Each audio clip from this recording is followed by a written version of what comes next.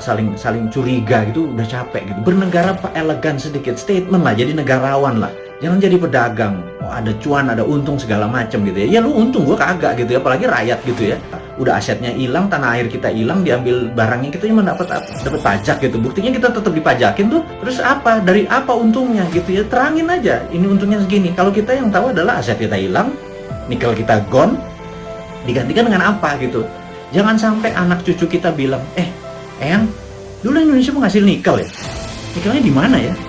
Tahu. Kita dapat apa waktu nikel itu dijual? Nggak dapat apa-apa, kita dapat virus.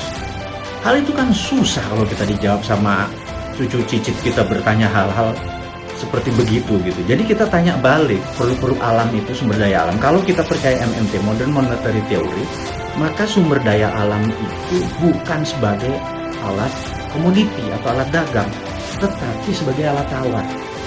Jadi keuntungannya itu bukan hanya dari jualan, tetapi ada benefit lagi. Jadi di atas financial benefit, Anda para pejabat sekarang tuh apa-apa kan financial benefit. Kita dapat untung, dapat untung.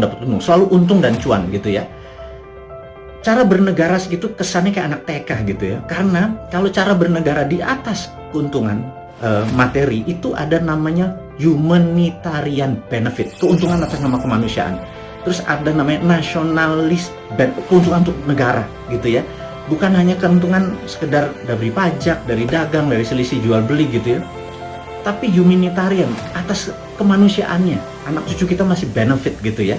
Nah, kalau kita pakai SWF, Sovereign Wealth Fund, itu asetnya masih di situ.